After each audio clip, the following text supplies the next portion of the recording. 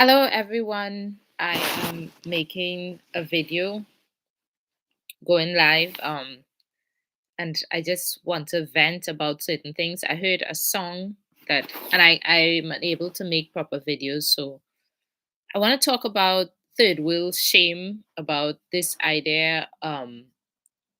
I went onto threads and I've seen this theme a lot. The theme within the black community where people get broken up into the Caribbeans, the Africans, the Black Americans, and then Latin Americans, whatever, where Black people just get broken up into all these different groups and we sort of bicker and fight and somehow historically there was a time when people were like all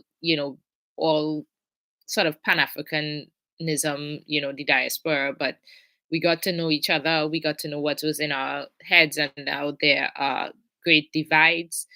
Some people don't think like that, some people do. Anyway, I was on threads and I have been bashed, and it's not it's algorithms, they're showing me extremely negative things that people write, and the thing that annoys me the most, I guess, so the thing that the algorithm keeps showing me is Black American people who insist that one, Caribbean people were never black. We just decided to be black now because it's cool, and we piggybacking off of Black Americans by calling ourselves black, whatever. That's one thing that they say, and that blacks and Africans don't like them.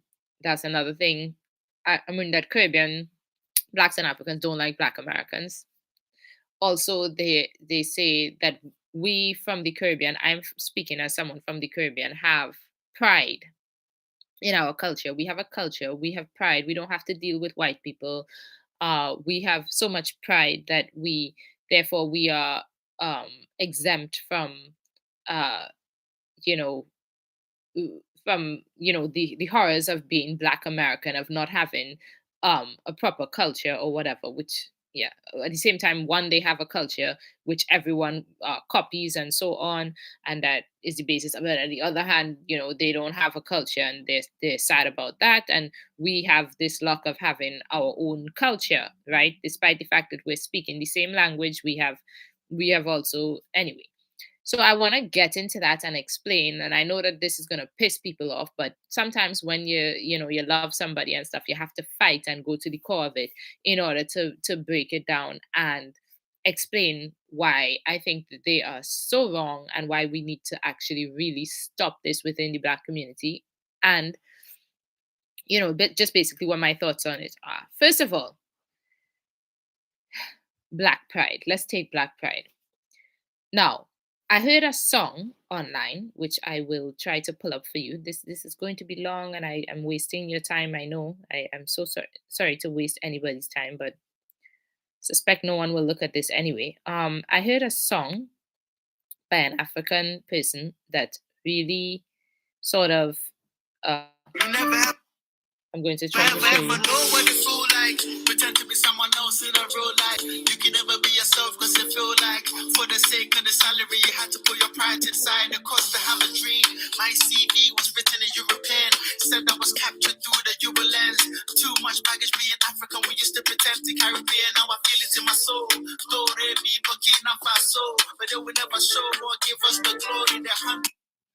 Okay, the song itself is very good, but the point is he spoke about something that really hit me and said, this is what this is what I've been trying to express to Black Americans and also other people who tend to say this type of foolishness, because it comes from a few different angles, right? um Caribbean pride, like when somebody from Jamaica meets another person from Jamaica, or somebody from Trinidad meets somebody from Trinidad, out there in the real world, in Europe, in America, outside or whatever, and even to an extent inside, although inside the Caribbean, I don't think Caribbean pride is a thing. But what you all are talking about, what you name Caribbean pride, when two people from the same culture meet and they say, yeah, we're from the same culture, it is not pride. It is actually the exact opposite. What it is exactly what this dude explained here.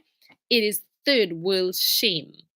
Okay? You are calling it pride, And maybe we even call it pride. We will call it, I'm a Trini, whatever, whatever.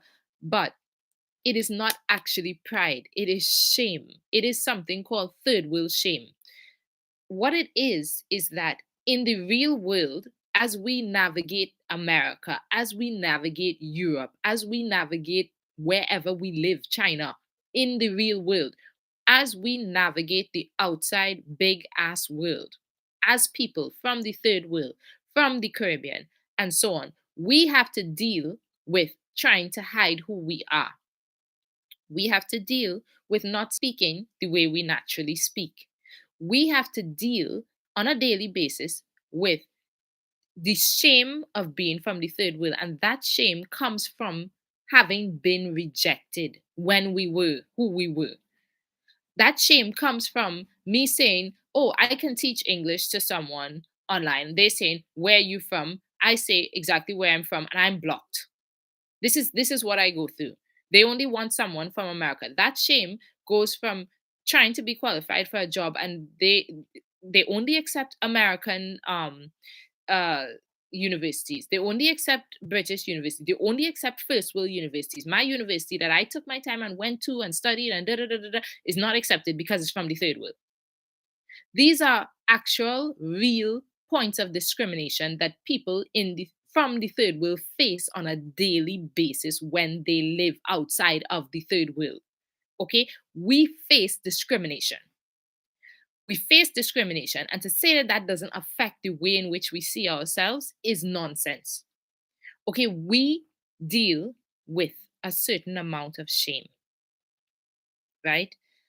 And at a certain point, you have to try to get over that shame. You have to try to overcome that shame, right? Because otherwise, you really can't go on. And also, with time, you just, you try your best. And at a certain point, you kind of just give up and say, okay, whatever, right? And to overcome that shame is difficult. It is difficult. It's not easy. So when we meet somebody out there in the real world who actually could understand what we've been through, it's rare. It's not it's not something that happens every day. It's not something that we meet, we don't, it's rare. So then we relax. And then we talk to each other in our own dialect. And we say, yeah, you're a Trini, I'm a Trini. We've been out here, you understand it. And you, Black Americans, look at that and say, wow, that person has so much pride. That person has their own culture. That person has their own foods and whatever you're talking about. They have their own culture, they have their own pride, whatever. And they get to have that when we had to grow up without any of that because we were da da da. And to me, this is absolute nonsense. It is the same as white people trying to say, or at least it is similar, as to white people trying to say that white pride and black pride are the same thing. They are not. One of them is based on shame, and the other one, I don't know what it's based on.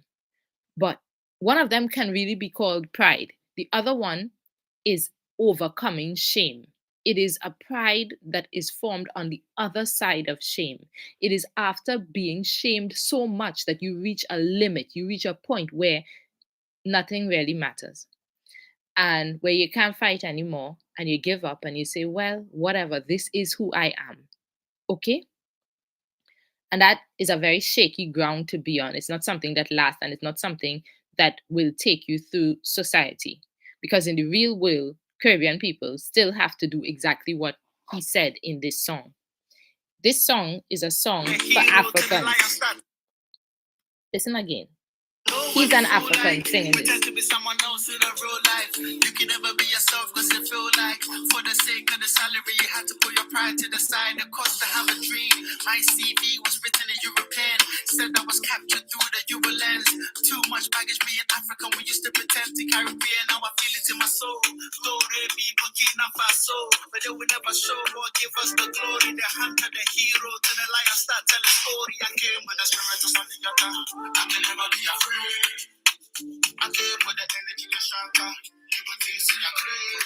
Okay, he said, He has too much baggage being African. He has to pretend to be Caribbean. Yeah, he has to pretend to be Caribbean. I have experienced that. I'm not African. I am Caribbean.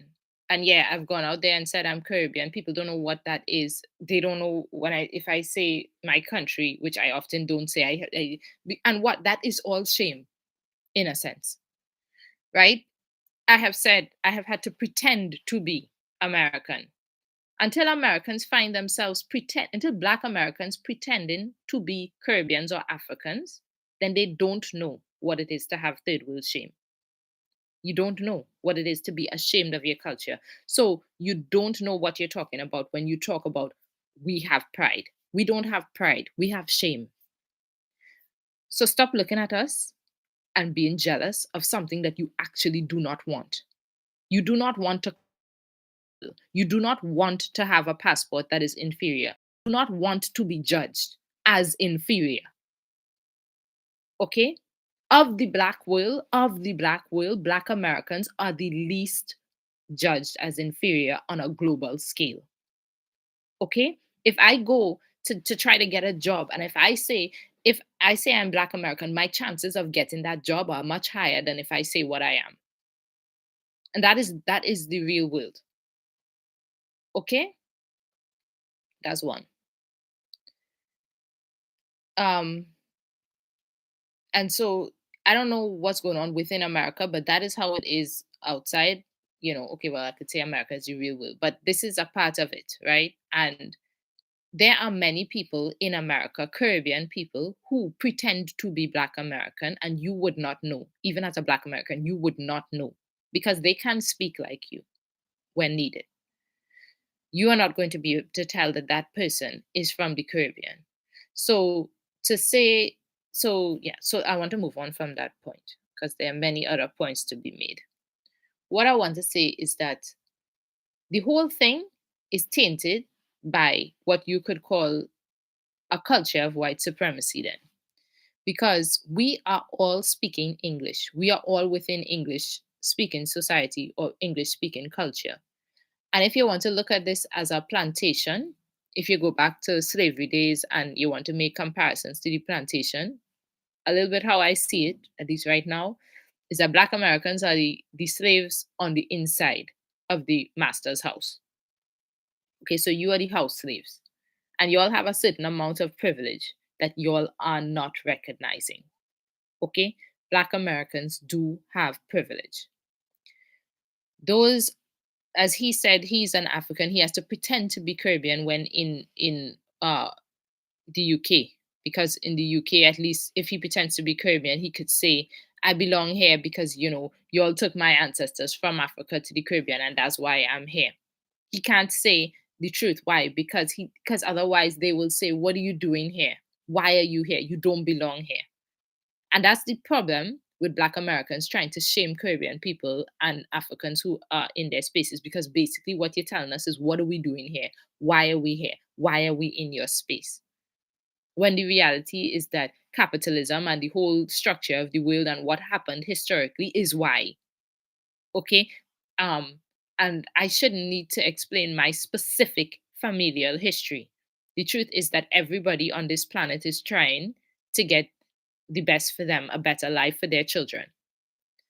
So to make people feel uncomfortable for being in a space when they are not doing it, they had just happened to be born in the wrong space, as that's not right.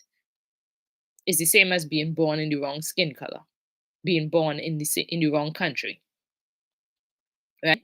In the wrong, anyway. So my thing is that this kind of fighting has to stop. And what the house slaves have to realize is that those on the plantation have it worse, right? African voice, the voice of Africans, is not being heard, right? The history of West Africans is not being heard within English speaking culture. The fact that slavery happened and so on did not only hurt you, the slaves, it also hurt Africa. It also messed up Africa, messed up the tribes there. They also suffered, but their voice and their pain and their sorrow and their story is not being heard because their voice is too small within the realm of English speaking culture, because English speaking culture is ruled by the majority, and the majority and those who have wealth and those who have money are not Black people. So, yes, Black Americans, it is unfair that you have to live in white supremacy. But to pretend that those of us who live further away from white people do not live under the gaze of white supremacy, do not face the real world problems of not having money and resources and so on, and we're not tainted by the same white supremacy, is false. Believe me, even in the Caribbean, white supremacy has reached that far. And it taints Africans, it taints all who have to speak this language and live in this culture. And that includes all of us. And if we go through that and have to move and end up within your culture, and then end up having to hear, oh, we have a culture, this is so unfair. It is the same as some kind of KKK person coming and telling you, it's so unfair that you can have black pride, but I can't have my white pride. Bullshit. Sorry, but it's nonsense. It is not unfair, and it is not even pride. It is overcoming shame. Okay? It is after years of lying about who you are. It is after day of going out there and pretending to be somebody else and hiding the way you naturally speak, of hiding who you are in order to get a job, in order to survive, right? It is after that. And after experiencing all that, when you meet somebody who actually understands that, then yeah, that might look like pride. But it's not pride. So please, one, don't judge us. Two, this nonsense of we were never black, da da da da da. You don't know anything about Caribbean history. I'm so tired of arguing with you all who do that. And I know not all Black Americans do that, but please, those of you who do, stop. It's absolutely not true. There are countries and places and parts of the Caribbean where people didn't consider themselves Black despite their skin color. Those people exist, and maybe they go to America and say they're not Black. Maybe they are not because of wherever they came from. People from Dominican Republic or whatever. The Caribbean is a diverse place. We have many different people. And there are groups of people who do and have always considered themselves Black because that was the law. These were the laws. The laws were real. We went through periods of times where Blacks were discriminated against based on skin color, and that is something real. And we definitely have large cultures and groups of people who have always acknowledged that. And to erase us, to erase our history because it makes you feel better is so unfair, and it is abuse of your privilege. So I'm asking Black Americans to check their privilege in the same way they want white Americans to check their privilege and to understand that on this, totem pole, on this whole staggered thing, yeah, white people might be up here, black people are below them, and you all need to fight for your rights and to be respected and to be somehow accepted. And I would love to champion that and help you to fight, yeah. But you cannot step on those below you who don't have don't even have that yet, who still have to feel the actual real world consequences of not having access to resources. To step on them and say that they are standing on the backs of you is wrong. I'm not standing on your back at all. Yeah. Oh, okay. I'm standing on your back. You want to say I'm standing on your back? I have to pretend to be American to get a job, right? You are then, therefore, white people could turn around and say the exact same thing. You standing on their back. Because that is the order of the world that we live in. And believe me, I didn't choose my nationality, just as you didn't choose your skin color. All right, that's it.